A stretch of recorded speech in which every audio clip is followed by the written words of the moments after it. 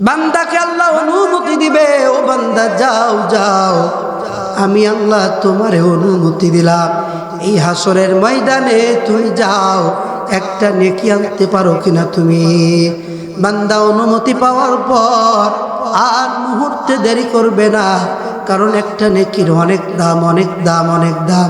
ভাইয়ার আমার, অনেকে আমরা চায়ের দোকানে বসে বসে গল্প করি, আমরা অনেক সময় খেলায় আড্ডায় অনেক সময় নষ্ট করি, নেকি উপার্জন করি না, নেকি অর্জন করি না, সওয়াব অর্জন করি না।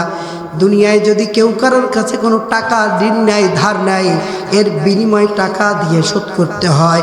আল্লাহর নামে কসম, দুনিয়ায় যদি কেউ কোনো কারোর কাছে পাওনা থেকে থাকে, পরিশোধ যদি না করে, হাসরের ময়দানে কোনো টাকার বিনিময় হবে না, এই বিনিময়টা হবে নেকির বিনিময়। কথা কন না কেন?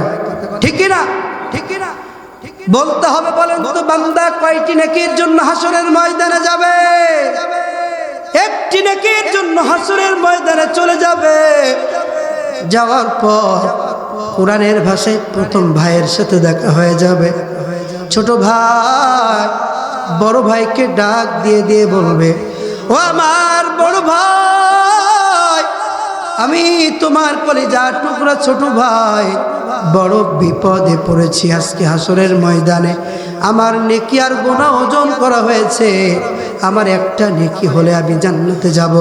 আমি তোমার কাছে একটা নেকি চাই।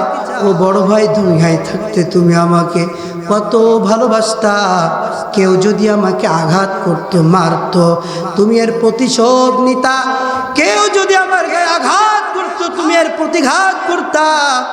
যদি বাবা আমাকে কিছু কিনে না দিত, তোমাকে দিত। আমি বায়না করলে তোমার জিনিসটা আমারে দিয়ে দিতা। ভাই আজকে বড় বিপদে, আজকে একটা নেকি তোমার কাছে আমি দাবিদার, একটা নেকি দাও, আল্লাহ আমাকে জান্নাত দিয়ে দেবে। আল্লাহু আকবার। ভাইয়ের আমার, আপনার দুনিয়ায় ভাইয়ের জন্য কত কিছু করি, ভাই ভাইয়ের জন্য জীবন দিয়ে দেয়, পরোয়া করে না নিজের জীবনে। কিন্তু হাসরের ময়দানে ভাই উত্তর দেবে, এরে হতভাগা, কাকে তুই ভাই বলে সম্বোধন করতেছিস? কে তোর ভাই? কাকে তুই ভাই বলতেছিস? সেটা হাসরের ময়দান।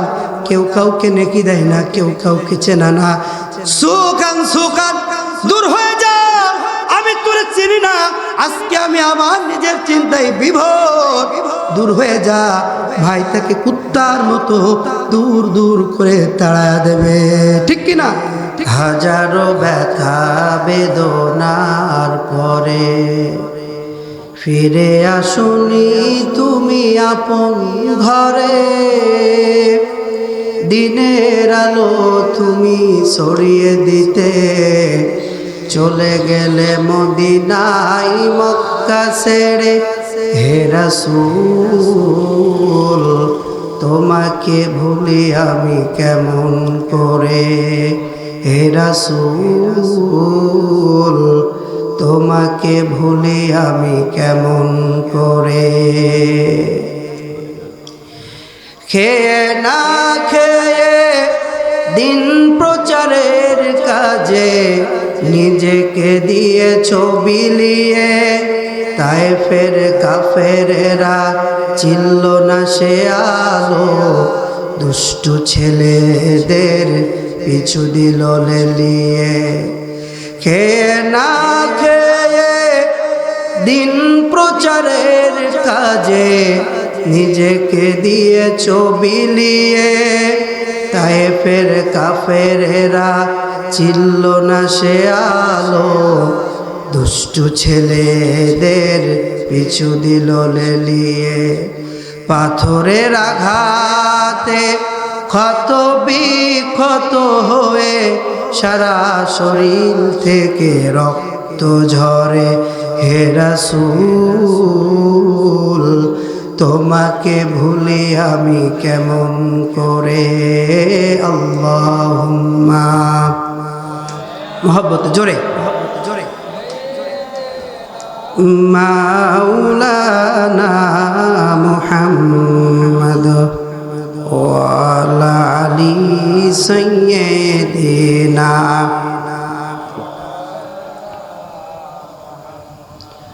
পৃথিবী না জানুক আমি তো জানি আমি কি পাপ করেছি হায় পৃথিবী না জানুক আমি তো জানি আমি কি পাপ করেছি হায় আমার পাপের করলে বিচার বাসার আমার নাই উপায় দয়াময়ী তুমি মাফ করো আমায় মাফ করো আমায় পৃথিবী না জানুক আমি তো জানি আমি কি পাপ করেছি হায় জেনে না জেনে কত যে আমি করেছি পাপ কতবার যে করেছি তওবা কতবার অনুতাপ দুদিনে আবার সব ভুলে আমি দুদিনে আবার সব ভুলে আমি মজে গেছি দুনিয়ায় মাফ করো আমায় পৃথিবী না জানুক আমি তো জানি আমি কি পাপ করেছি হায় পৃথিবী না জানুক আমি তো জানি আমি কি পাপ করেছি হায় আমার পাপের নাই সীমানায় তুমি মেহেরবান তুমি রহিম তুমি রহমান তুমি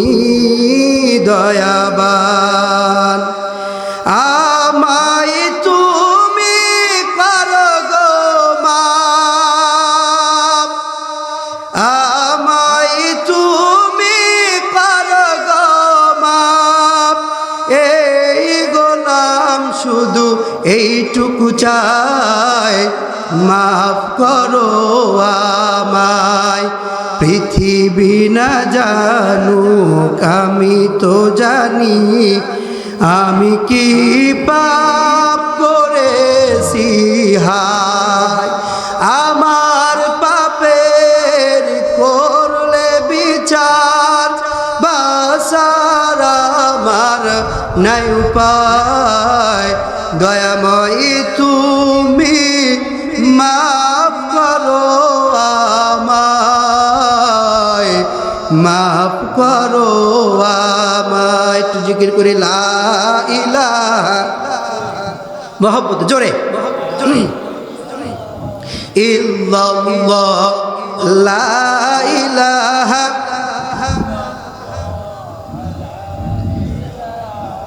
ইল্লাল্লাহ লা ইলাহা ইল্লাল্লাহ লা ইলাহা ইল্লাল্লাহ লা ইলাহা ইল্লাল্লাহ লা ইলাহা ইল্লাল্লাহ লা ইলাহা ইল্লাল্লাহ জবানটা ছেড়ে বলেন লা ইলাহা ইল্লাল্লাহ লা ইলাহা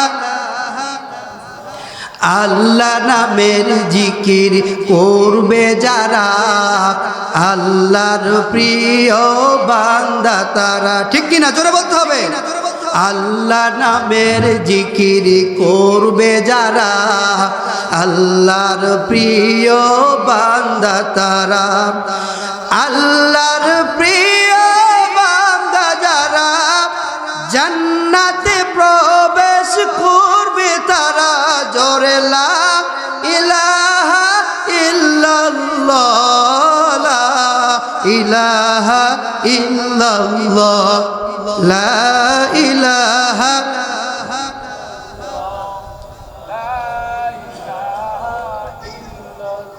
আর একটু মহব্বতে ভাই, জোরে ভাই, জোরে। লা ইলাহা ইল্লাল্লাহ হাসবি রব্বি জাল্লাল্লাহ মা ফি কলবি গায়রুল্লাহ নূর মুহাম্মদ সাল্লাল্লাহ। জোরে লা ইলাহা, লা ইলাহা ইল্লাল্লাহ, লা ইলাহা, লা ইলাহা ইল্লাল্লাহু মুহাম্মাদুর রাসূলুল্লাহ। এরপরে লক্ষ কোটি দরুদ ও সালাম বিশ্ব মানবতার মহান মুক্তির দূত, বিশ্ব মানবতার মহান মুক্তির দিশারি, ইমামুল আম্বিয়া, ইমামুল মুরসালিন, রাহমাতুল লিল আলামিন, ইউনিভার্সাল প্রফেট বিশ্ব নবী জনাবে মুহাম্মদুর রাসূলুল্লাহ। সবাই মহব্বতে বলি সাল্লাল্লাহু আলাইহি ওয়াসাল্লাম। প্রিয় ভাইরা, আমি পবিত্র কোরআনুল কারীমের 30 নম্বর পারা 80 নম্বর সূরা সূরা আবাসার 34 থেকে 36 নম্বর আয়াত তেলাওয়াত করেছি। পাশাপাশি বিশ্বনবীর অসংখ্য অগণিত হাদিসের মধ্য থেকে একটি হাদিসের অংশ বিশেষ তেলাওয়াত করেছি। আমি আপনাদের কাছে দোয়া চাই, আমি আমার তেলাওয়াতকৃত আয়াত ও হাদিসের আলোকে সাবলীল ভাষায় কোরআন সুন্নাহ ভিত্তিক কিছু কথা বলতে পারি, আপনারা আমলের নিয়তে শুনতে পারেন। বলেন আমিন। আপনারা কি রাগ করেছেন?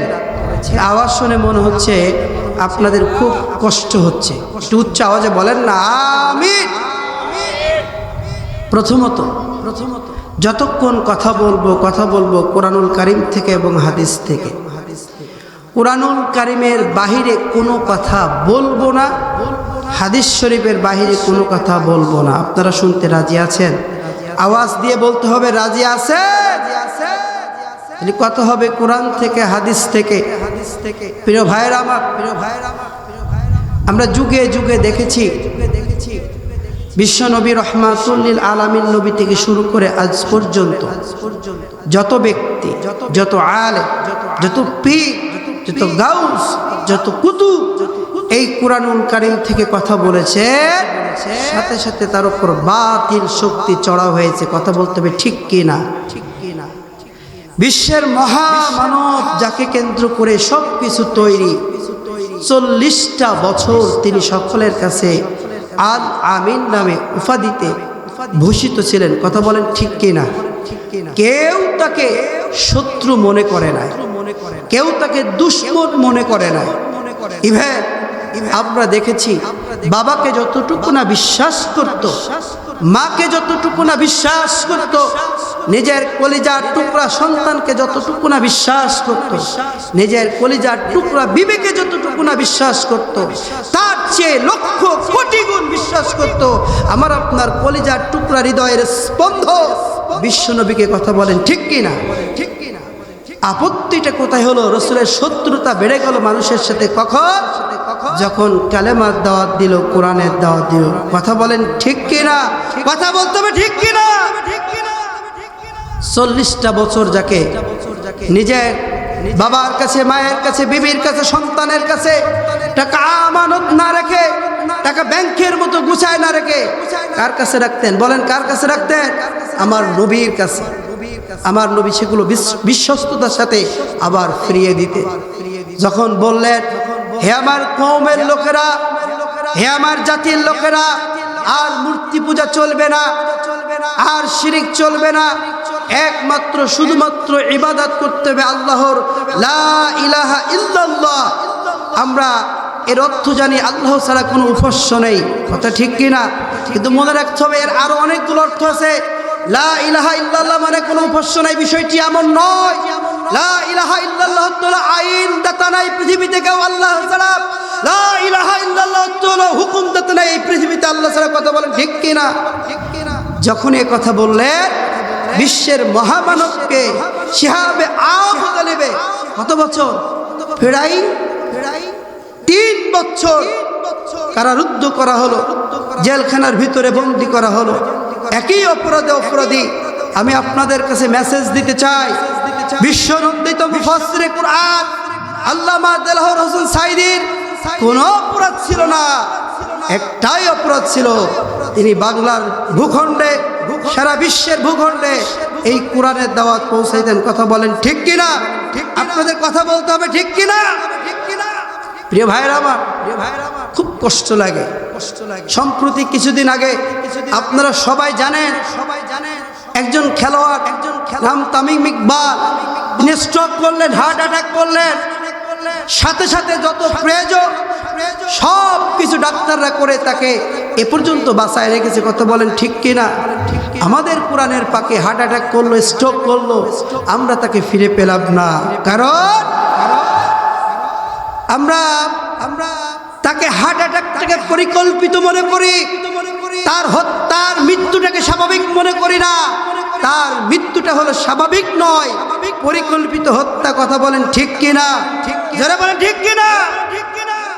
এজন্য ভাইরা আমার, জুবায়ের আহমেদ তাসরিফ ছোট ভাই একটা মৃত্যুর দিনে এটা তাকে নিয়ে সঙ্গীত লেগেছিল। আমি অল্প একটু গাবো, তারপর আমি আমার মূল আলোচনায় যাব। আল্লামা সাঈদী তুমি মরণী, শহীদ হয়েছ তুমি এটাই জানি। ঠিক কিনা? আপনারা কি পারেন না? তাহলে আমার সাথে বলেন, আল্লামা সাঈদী তুমি মরণী, শহীদ হয়েছ তুমি এটাই জানি, শহীদ হয়েছ তুমি এটাই জানি।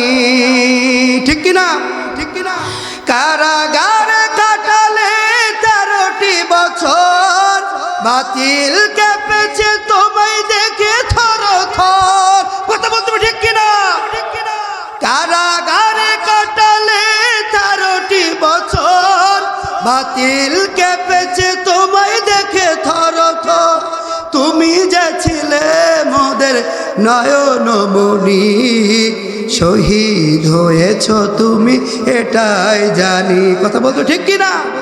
এজন্য আমি বারবার বলি, সারা পৃথিবীতে খুঁজে পাইলে পাবেন কিনা জানি না, বাংলাদেশের রত্ন, বাংলাদেশের গর্ব, আমাদের আল্লামা দেলওয়ার হোসেন সাঈদীকে যারা পরিকল্পিতভাবে হত্যা করেছে, আজ হোক কাল হোক, তাদের বিচার বাংলার জমিনে আমরা দেখতে চাই কি চাই না? কারা কারা চাই দুহাত তুলে আল্লাহকে দেখায় দেয়। এজন্য আমি আর ভূমিকায় কথা দীর্ঘায়িত করব না। প্রথমত এটা মাস চলতেছে শাওয়াল মাস। কি মাস? ধরে বলেন কি মাস? শাওয়াল মাস। শাওয়াল মাসের উপরে কিছু আলোকপাত করব। আমি আমার তেলাওয়াতকৃত আয়াত ও হাদিসের আলোকে কিছু কথা বলবো। পরিশেষে আমার মা বোনদের নিয়ে আমি কিছু কথা বলবো। আলোচনা যতক্ষণ চলবে কোরআন ও হাদিস থেকে, আলোচনায় শেষ মোনাজাত না দিয়ে, আখিরে মোনাজাত না দিয়ে কেউ যাব না। দেখি তো কারা কারা থাকতে রাজি আছে, ভাগতে রাজি নাই, একটু আল্লাহকে দেখায় দেন। একজন তাকবীর দেন, তাকবীর দেন, তাকবীর দেন।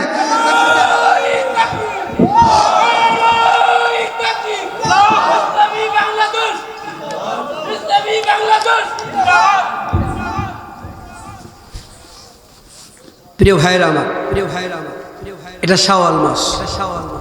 আপনাদের অত্র অঞ্চলে যিনি খতিব আছেন, ইমাম আছে, এ বিষয়ে হয়তো আলোকপাত করতে পারে। তারপরও আমি একটু কথা বলবো ইনশাল্লাহ, যেহেতু এখানে আমলের মাস। শাওয়াল মাস অত্যন্ত গুরুত্বপূর্ণ একটি মাস।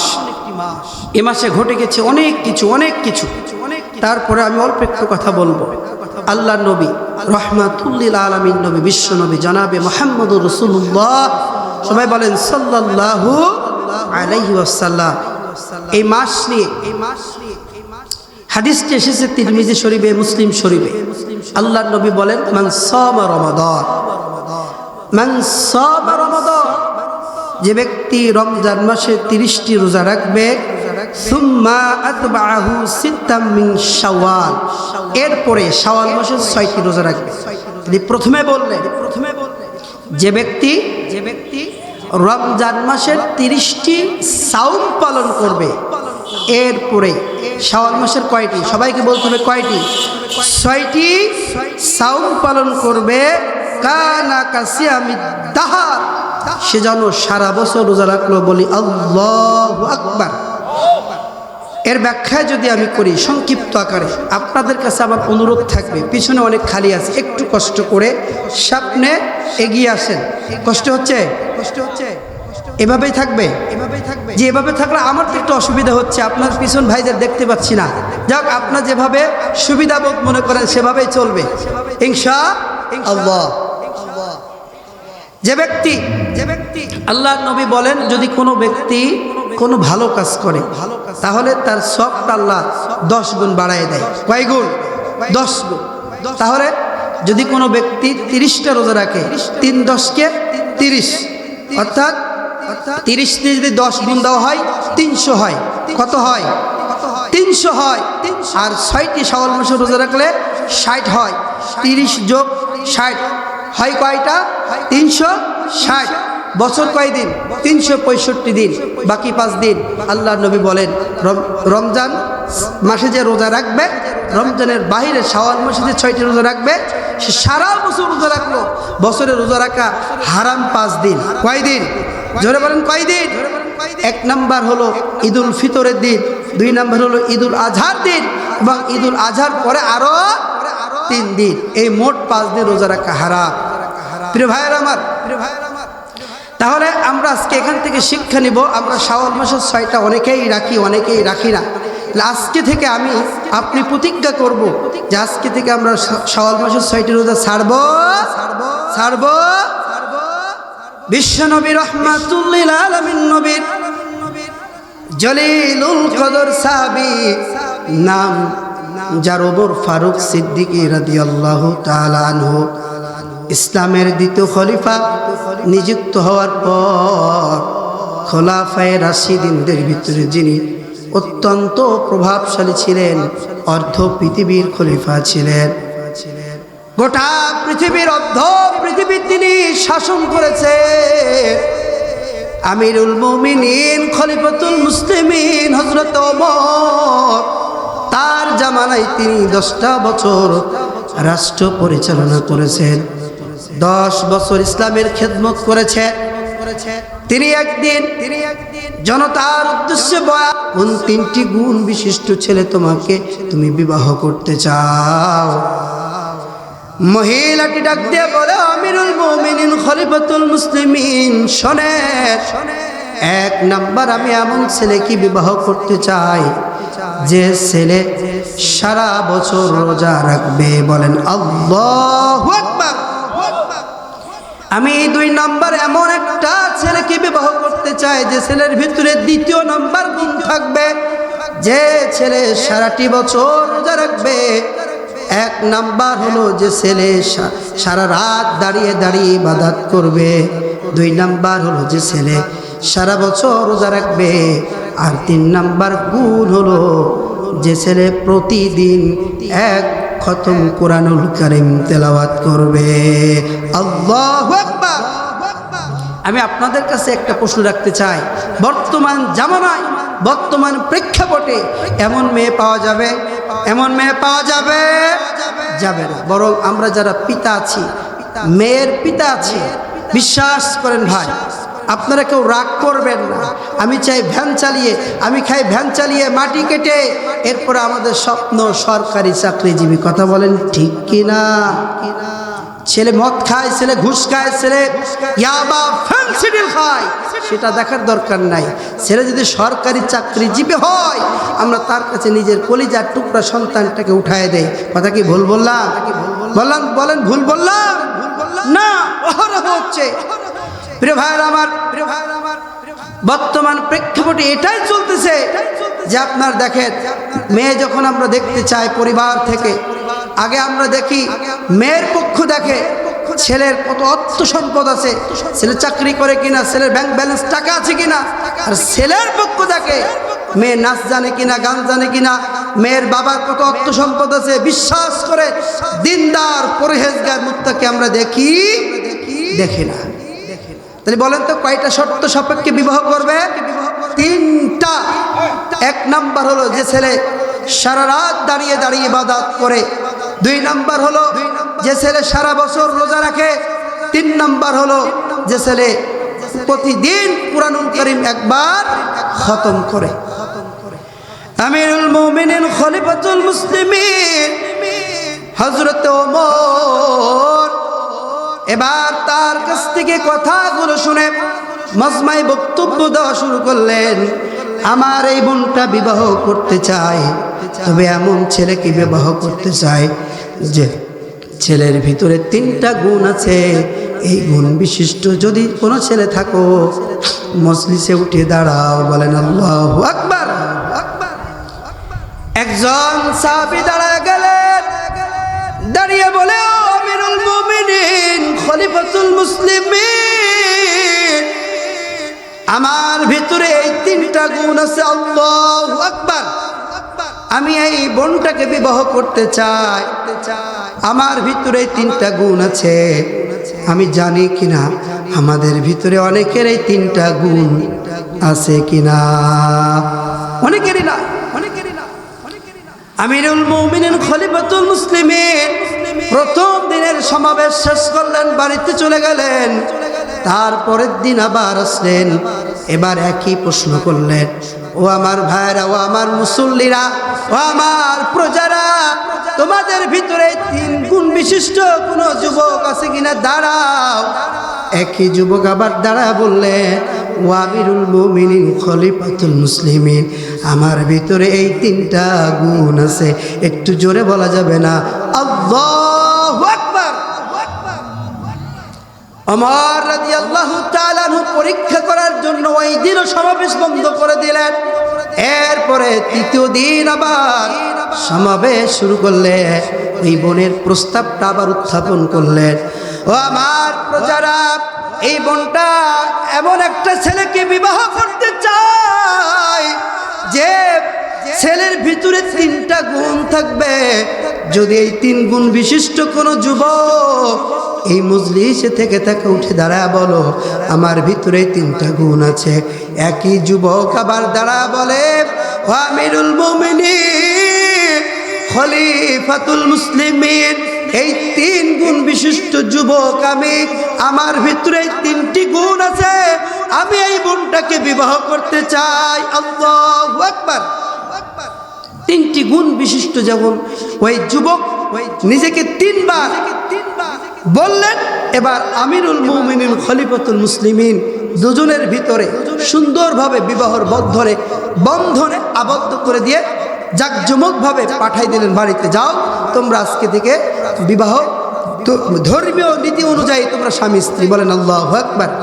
বাড়িতে চলে গেলে, যাওয়ার পরে এবার স্ত্রী খেয়াল করতেছেন আমার স্বামীর ভিতরে এই 3 গুণ আছে কিনা একটু পরীক্ষা করা দরকার। আছে না নাই? জোরে বলেন, আছে না নাই? এবার প্রথম দিন বাসর রাত, দেখে সারা রাত এই যুবক তার পাশে দাঁড়িয়ে আছে, একটা রাকাত নামাজ পড়ে নাই। দেখে শেয়ারও খেলো না। দ্বিতীয় সত্য যেটা, সারা দিন সে রোজা রাখবে, কিন্তু দিনে সে কুরমা, পোলাও, বিরিয়ানি যত প্রকার আইটেম রান্না হয়েছে সকল আইটেম সে পেট উদারপূর্ণ করে খেলো, রোজা রাখলো না। এবার তাকিয়ে দেখলো 3 নাম্বার গুণ তার ভিতরে আছে কিনা। প্রতিদিন কোরআনুল কারীম 1 খতম করে তার পড়ার কথা, দেখলো কোরআনুল কারীম সে টোটালি স্পর্শ করলো না। প্রথম দিন তিনি ছাড় দিলেন, হয়তোবা নতুন বিয়ে হয়েছে। 3 গুণ বিশিষ্ট যুবক ওয়াদা করেছে আমিরুল মুমিনিন খলিফাতুল মুসলিমিনের কাছে, দেখি একটু কয়েকদিন অপেক্ষা করি এই গুণগুলো তার ভিতরে আছে কিনা। 1 সপ্তাহ চলে গেল, তার আর ভালো লাগতেছে না যে আমি কি চিটিংবাজের সাথে কি বিবাহ করলাম।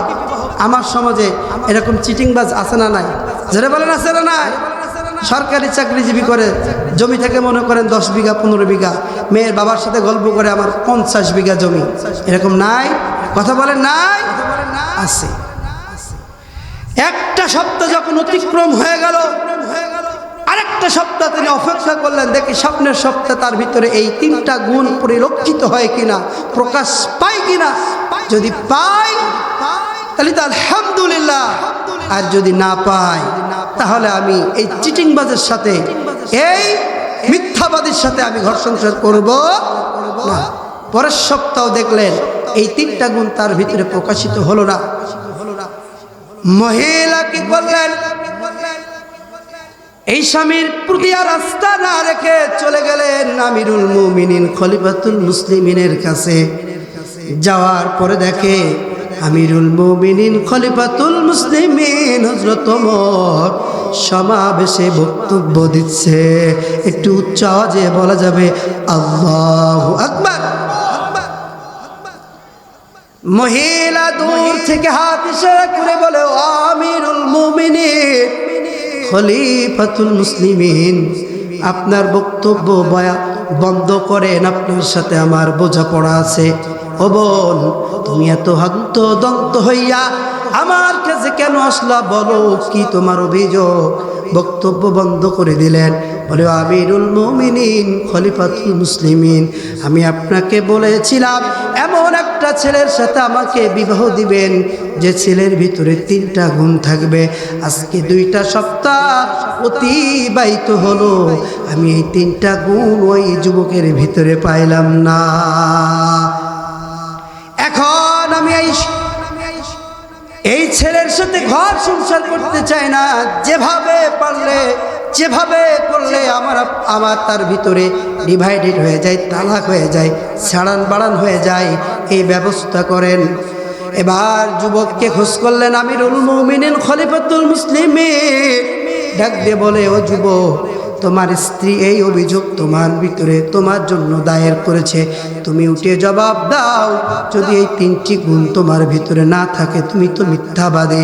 আজকে তার সাথে তোমার আর ঘর সংসার হবে না, তোমার সাথে তার সাথে আজকে তালাক হয়ে যাবে। যুবক দাঁড়িয়ে বলে, ও আমিরুল মুমিনিন খলিফাতুল মুসলিমিন, আমার স্ত্রী যে অভিযোগ করতেছে সম্পূর্ণ মিথ্যা বানোয়াট। আল্লাহু আকবার বলবেন না? স্ত্রী যে অভিযোগ করছে, বলেন তা আপনারাই বলেন, স্ত্রী অভিযোগ সত্য না মিথ্যা? কথা কয় না, সত্য না মিথ্যা? যুবক বলতেছে, ও আমিরুল মুমিনিন, আমার স্ত্রী সম্পূর্ণ মিথ্যা অভিযোগ করতেছে। আমি এই 3টা গুণ বিশিষ্ট ছেলে, আমার এই গুণ 3টা আমার ভিতরে পরিপূর্ণ মাত্রা আছে। বলেন আল্লাহু আকবার। স্ত্রী বলতেছে, না ও আমিরুল মুমিনিন, আমি দেখেছি সে সারা রাত আমার পাশে ঘুমিয়েছিল। 2 নাম্বার দেখেছি সে সারাদিন উদারপূর্ণ করে খেয়েছে। 3 নাম্বার সে প্রতিদিন কুরআনুল কারীমের একটা আয়াতও পড়তে তাকে দেখি নাই। তাহলে কি করেছে? এই 3 গুণ বিশিষ্ট ছেলে হয়, 3 গুণ বিশিষ্ট যুব হয়। আমাকে একটু বোঝাই দিতে হবে, না হলে আজকে থেকে তার সাথে আমার ঘর সংসার হবে।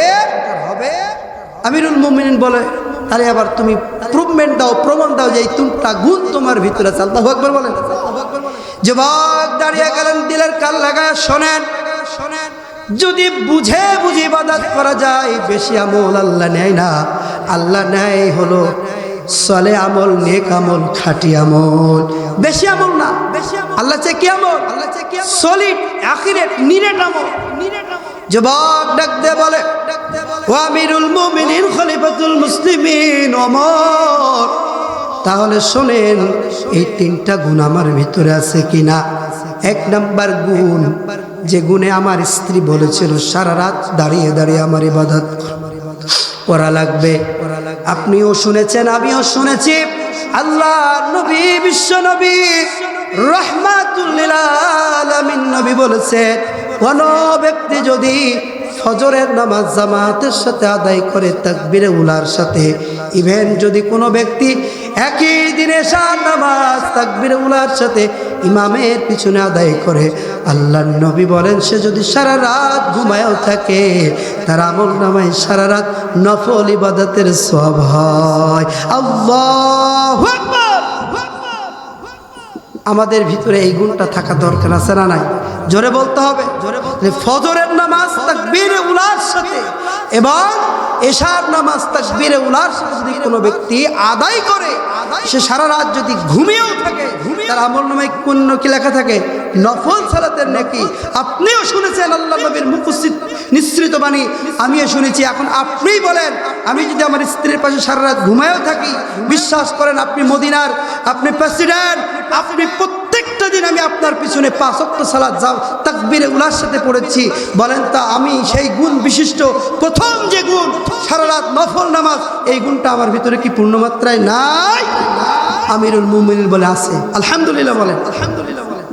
তাহলে 2 নম্বর গুণ তোমার স্ত্রীর দাবি তোমার ভিতরে নাই, তুমি প্রমাণ করে দাও কি গুণ তোমার ভিতরে। 2 নম্বর, তুমি বলেছো যে তোমার স্ত্রী বলেছে তুমি সারাদিন কোনো রোজা রাখো না, উদার পূর্ণ করে খাও, এর জবাবটা তুমি দাও। জবাব ডাক দিয়ে বলো, আমিরুল মুমিনিন খলিফাতুল মুসলিমিন, আপনিও শুনেছেন আমিও শুনেছি, আল্লাহ নবী বলেছেন যদি কোনো ব্যক্তি রমজান মাসে 30টা রোজা রাখে, এরপরে শাওয়াল মাসে 6টি রোজা রাখে, এই 30টার 6টি রোজা রাখার কারণে সে যদি সারা বছর রোজা রাখে, ওই সওয়াবটা তার আমলনামায় লেখা হয়। আল্লাহু আকবার। আমিরুল মুমিনিন খলিফাতুল মুসলিমিন, আমি উদার পূর্ণ করে খেয়েছি সত্য, আপনি বলেন আমার আমলনামায় নফল সাওমের সওয়াব লেখা হচ্ছে কিনা? আল্লাহু আকবার বলবেন না? এটা প্রমাণিত হয়ে গেল যেহেতু আল্লাহ রসুল বলেছেন যদি কোনো ব্যক্তি শাওয়াল মাসে রমজান মাসে 30টা রোজা এবং শাওয়াল মাসে কয়টা রোজা, জোরে বলেন কয়টা রোজা? 6টা রোজা রাখে, সে যেন সারা বছর রোজা রাখলো, তাহলে এই 2 নাম্বার সেও কি হয়ে গেল? পাশ হয়ে গেল। তাহলে 3 নাম্বার, তোমার স্ত্রী বলে তুমি কুরআনুল কারীমের একটি আয়াত পড়ো না, তাহলে তুমি প্রতিদিন কিভাবে কুরআনুল কারীম খতম দাও? এই গুণটা তো তোমার ভিতরে নাই।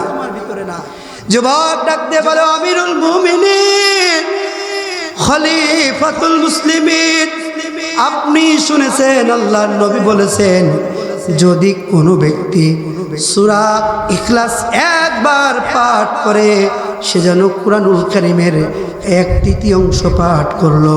ও আমিরুল মুমিনিন, আমি যেদিন থেকে আল্লাহর নবীর মুখ থেকে কথা শুনেছি, আল্লাহর নামে কসম করে বলি, ও আমিরুল মুমিনিন খলিফাতুল মুসলিমিন, আমি প্রতিদিন 3 বার করে সূরা ইখলাস না পড়িয়া কোনোদিন ঘুমাইনি। আল্লাহু আকবার। 3 বার কুরআনুল কারীম সূরা ইখলাস 3 বার পাঠ করলে 1 খতম কুরআনুল কারীমের সওয়াব। এখন আপনি বলেন, আমি যে 3 গুণ বিশিষ্ট যুবক, আমি আমার ভিতরে 3 গুণ আমি ইমপ্রুভমেন্ট দিলাম, এখন আমার স্ত্রীর কথা সত্য নাকি আমার কথা সত্য? এখন আপনারাই বলেন কার কথা সত্য? আপনারা প্রথম কিন্তু স্ত্রীর কথার পক্ষে কি বলছিলেন? হ্যাঁ, সাক্ষী দিয়েছিলেন যে স্ত্রী সত্য কথা বলতেছে, যুবক মিথ্যা কথা বলতেছে। কিন্তু আমরা হাদিস থেকে জানতে পারলাম, কি বলেন তো, যুবক মিথ্যা কথা বলে না। এবার আমিরুল মুমিনিন খলিফাতুল মুসলিমিন ওই মেয়েটাকে, ওই বোনটাকে ডাক দিয়ে বলে, তুমি এখন বলো এই যুবকের সাথে তুমি কি ঘর সংসার করবা নাকি তালাক নিয়ে নিবা? যুবকের কথা শুনে ওই যুবতী, ওই বোন চোখের পানি ছেড়ে দিয়ে কান্দে আর বলে, আমিরুল মুমিনিন খলিফাতুল মুসলিমিন, আমি বুঝতে পারি নাই আমার স্বামী এত ধার্মিক, আমার স্বামী এত আল্লাহওয়ালা পরহেজগার মুত্তাকি, আমি মনে করেছি আমার স্বামী একটা চিটিংবাজ, আমার স্বামী একটা মিথ্যাবাদী, আমাকে ধোঁকা দিয়ে বোকা বানিয়ে বিয়ে করেছে। আল্লাহর কসম, আমিরুল মুমিনিন যতদিন বেঁচে থাকবো আমি এমন তাকওয়া আল্লাহওয়ালা স্বামীর সাথে ঘর সংসার করতে চাই। আল্লাহু আকবার বলবেন না? চিন্তা করেন তাদের চিন্তা চেতনা কতটুকু ছিল আর আমাদের চিন্তা চেতনা কি। এজন্য আমি শাওয়াল মাস নিয়ে অনেক কথা বলা যাবে, আমার এটা বিষয় ছিল না, আমার বিষয় ছিল একটা আমল শিক্ষা দেওয়া। এখন আমরা শাওয়াল মাসের 6টা রোজা রাখতে কি অনেক কষ্ট হবে ভাই, অনেক কষ্ট হবে। আমার বিশ্বাস এখানে অনেকেই কন্টিনিউ এই দীর্ঘ যত দিন থেকে বুঝ হয়েছে ততদিন থেকে এই শাওয়াল মাসে রোজা রাখছে। আর যারা রাখছি না, আমার মা বোনদের উদ্দেশ্য বলবো, আপনারা এই রোজা ছেড়ে দিবেন না। রমজান মাসের 30টা রোজা আর শাওয়াল মাসের 6টি রোজা আজকে থেকে নিয়ত করে ফেলেন, আল্লাহ যেন রাখার এবং থাকার তৌফিক দান করে। বলি আমিন।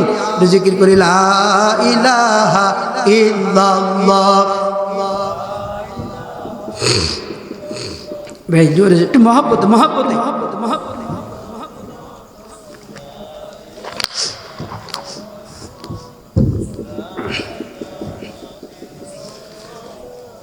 লা ইলাহা ইল্লাল্লাহ লা ইলাহা ইল্লাল্লাহ লা ইলাহা ইল্লাল্লাহ লা ইলাহা ইল্লাল্লাহ লা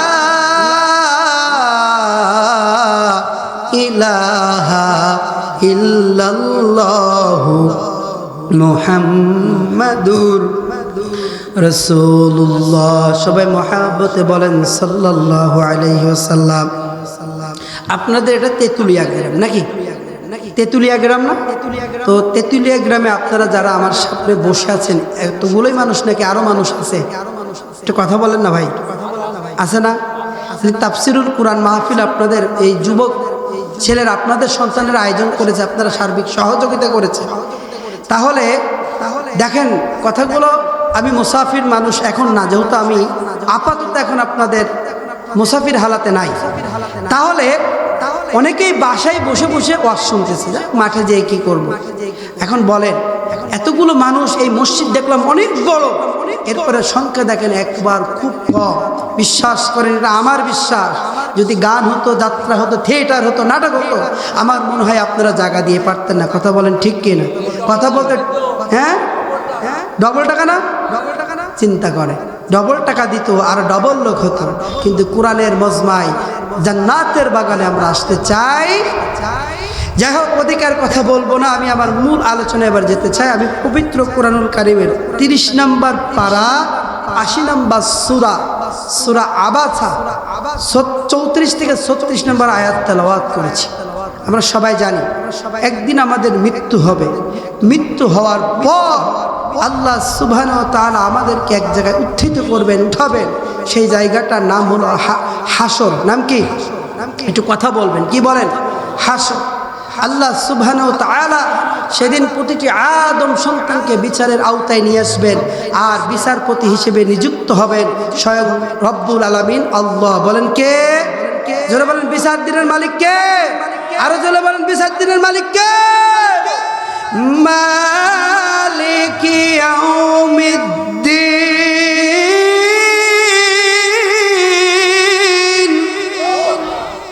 বিচার দিনের মালিক হলেন আমার আল্লাহ।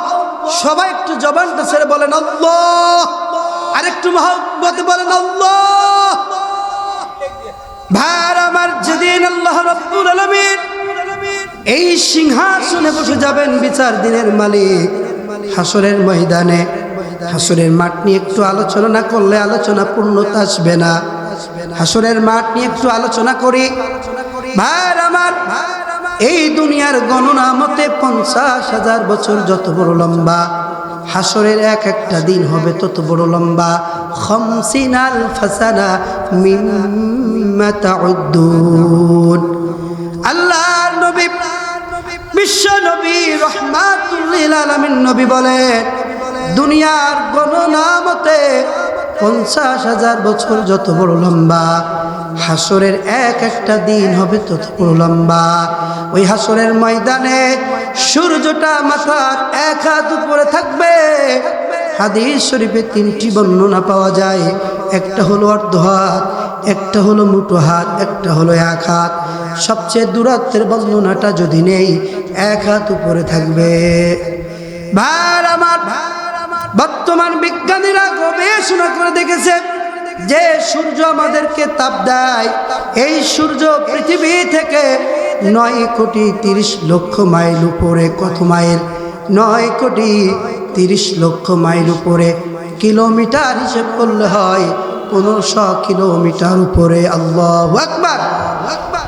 ভাইরা আমার, সম্প্রতি কয়েকদিন আগে প্রায় আপনার 28 রোজা 27 রোজা, এর আগে 3-4টা রোজা প্রচণ্ড গরম পড়েছিল, এখনো গরম পড়া শুরু করে দিয়েছে। আমার ভাইরা, এই 9,30,00,000 মাইল উপরের সূর্য যখন তাপ দেয়, বলেন তো সহ্য করা কঠিন হয় কি হয় না?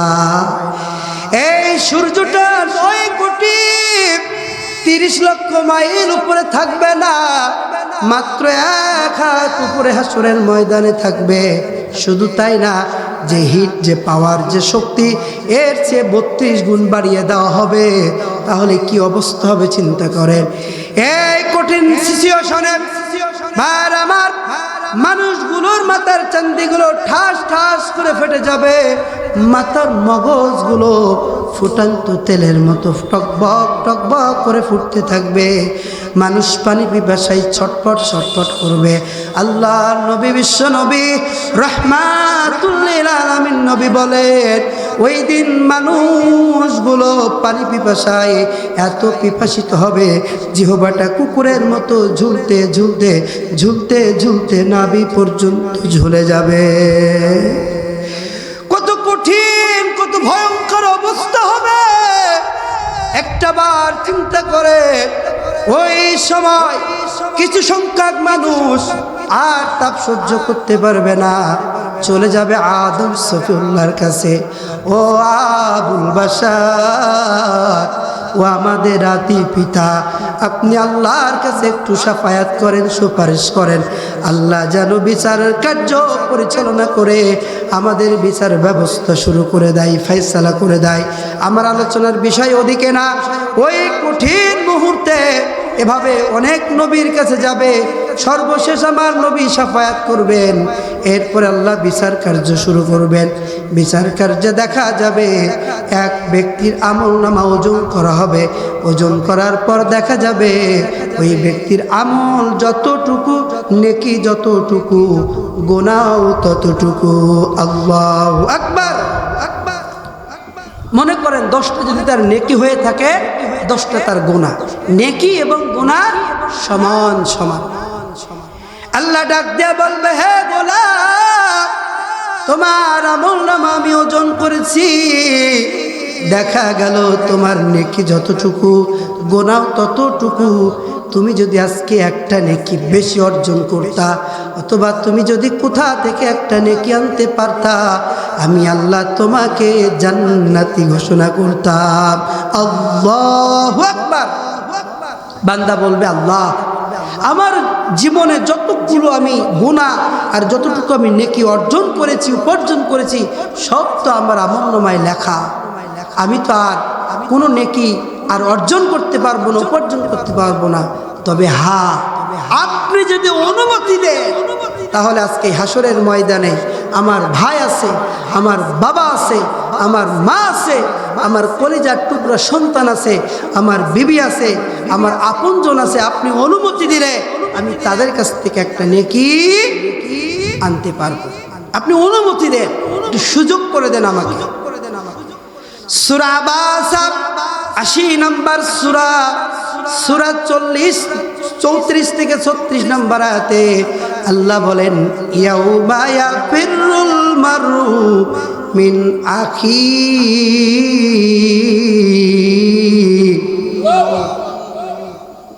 বান্দাকে আল্লাহ অনুমতি দিবে, ও বান্দা যাও যাও, আমি আল্লাহ তোমারে অনুমতি দিলাম, এই হাসরের ময়দানে তুমি যাও, একটা নেকি আনতে পারো কিনা তুমি। বান্দা অনুমতি পাওয়ার পর আর মুহূর্তে দেরি করবে না, কারণ একটা নেকির অনেক দাম, অনেক দাম, অনেক দাম। ভাইয়ার আমার, অনেকে আমরা চায়ের দোকানে বসে বসে গল্প করি, আমরা অনেক সময় খেলায় আড্ডায় অনেক সময় নষ্ট করি, নেকি উপার্জন করি না, নেকি অর্জন করি না, সওয়াব অর্জন করি না। দুনিয়ায় যদি কেউ কারোর কাছে কোনো টাকা ঋণ নেয়, ধার নেয়, এর বিনিময়ে টাকা দিয়ে শোধ করতে হয়। আল্লাহর নামে কসম, দুনিয়ায় যদি কেউ কোনো কারোর কাছে পাওনা থেকে থাকে, পরিশোধ যদি না করে, হাসরের ময়দানে কোনো টাকার বিনিময় হবে না। এই বিনিময়টা হবে নেকির বিনিময়। কথা কন না কেন? ঠিক কিনা? বলতে হবে। বলেন তো বান্দা কয়টি নেকির জন্য হাসরের ময়দানে যাবে? একটি নেকির জন্য হাসরের ময়দানে চলে যাবে। যাওয়ার পর কোরআনের ভাষায় প্রথম ভাইয়ের সাথে দেখা হয়ে যাবে। ছোট ভাই বড় ভাইকে ডাক দিয়ে দিয়ে বলবে, ও আমার বড় ভাই, আমি তোমার কলিজার টুকরা ছোট ভাই, বড় বিপদে পড়েছি। আজকে হাসরের ময়দানে আমার নেকি আর গুনাহ ওজন করা হয়েছে। আমার একটা নেকি হলে আমি জান্নাতে যাব। আমি তোমার কাছে একটা নেকি চাই। ও বড় ভাই, দুনিয়ায় থাকতে তুমি আমাকে কত ভালোবাসতা। কেউ যদি আমাকে আঘাত করত, মারত, তুমি এর প্রতিশোধ নিতা। কেউ যদি আমার গায়ে আঘাত করত, তুমি এর প্রতিঘাত করতা। যদি বাবা আমাকে কিছু কিনে না দিত, তোমাকে দিত। আমি বায়না করলে তোমার জিনিসটা আমারে দিয়ে দিতা। ভাই আজকে বড় বিপদে, আজকে একটা নেকি তোমার কাছে আমি দাবিদার, একটা নেকি দাও, আল্লাহ আমাকে জান্নাত দিয়ে দেবে। আল্লাহু আকবার। ভাইয়ের আমার, আপনার দুনিয়ায় ভাইয়ের জন্য কত কিছু করি। ভাই ভাইয়ের জন্য জীবন দিয়ে দেয়, পরোয়া করে না নিজের জীবনে। কিন্তু হাসরের ময়দানে ভাই উত্তর দেবে, এরে হতভাগা, কাকে তুই ভাই বলে সম্বোধন করতেছিস? কে তোর ভাই? কাকে তুই ভাই বলতেছিস? এটা হাসরের ময়দান। কেউ কাউকে নেকি দেয় না, কেউ কাউকে চেনা না। সুকান সুকান, দূর হয়ে যা, আমি তোরে চিনি না। আজকে আমি আমার নিজের চিন্তায় বিভোর। দূর হয়ে যা। ভাই তাকে কুত্তার মতো দূর দূর করে তাড়ায়া দেবে। ঠিক কিনা? দূর দূর করে তাড়িয়ে দেবে। উপায় না পেয়ে, নিরাশ হয়ে, হতাশ হয়ে, বড় আশা নিয়ে গিয়েছিল, কোনো উপায় নাই। নেকি লাগবে কয়টা? কথা বলতে হবে। নেকি লাগবে কয়টা? একটা। আবার সেই কঠিন হাসরের ময়দানে বের হয়ে যাবে একটা নেকির আশায়। এরপরে দেখা হয়ে যাবে কলিজার টুকরা মায়ের সাথে। মাকে দেখার পর বান্দা বড় আশ্বস্ত হবে। আহারে আমার মা, মা কত আপন এ দুনিয়ায়। মা ছাড়া কত, মা ছাড়া কোনো ব্যক্তি মায়ের মতো আপন হয় না। কারণ আল্লাহ রাব্বুল আলামিন বলছেন, ওয়াকাদা রাব্বুকা আল্লা তা'বুদু ইল্লা ইয়াহু ওয়া বিল ওয়ালিদাইনি ইহসানা।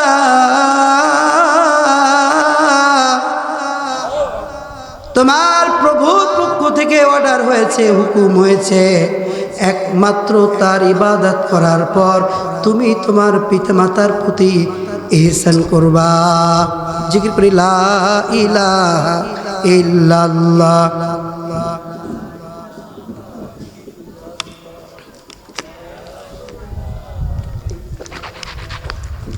আপনার বাবা মা আপনাকে লালন পালন করতে যেয়ে আপনাকে ফ্যানের নিচে রাখছে। কিসের নিচে?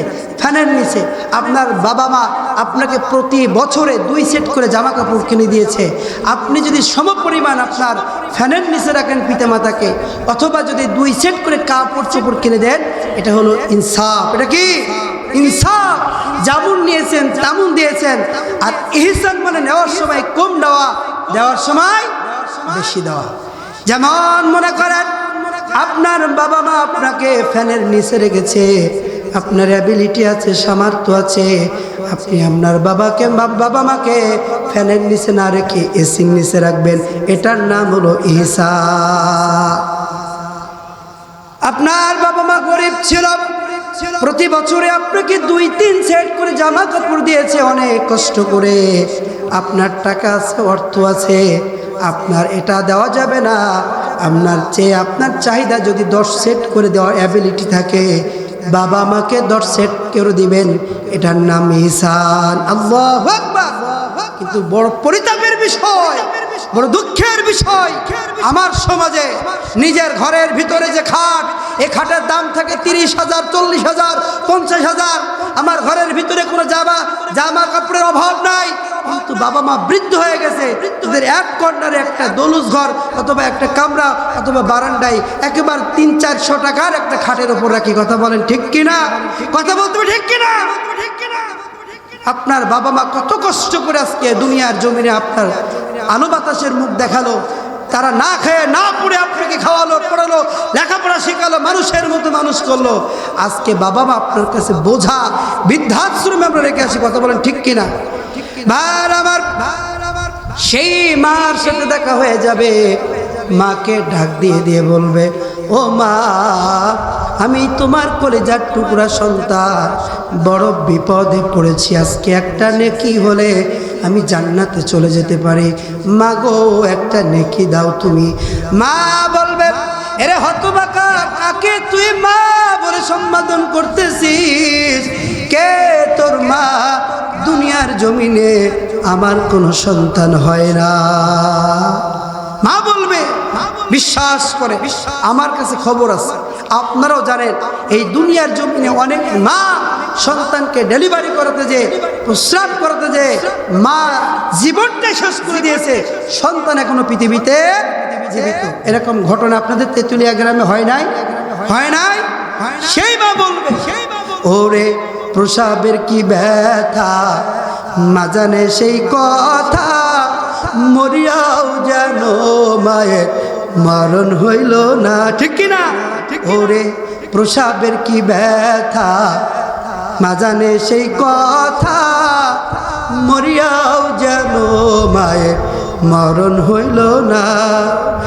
মায়ে ধরিয়া জঠরে কত কষ্ট করে, ধরিয়া জঠরে, মায়ে ধরিয়া জঠরে কত কষ্ট করে, 10 মাস 10 দিন পরে এলো বেদনা, এমন দরদি ভবে কেবে কেবে কেবে কেবে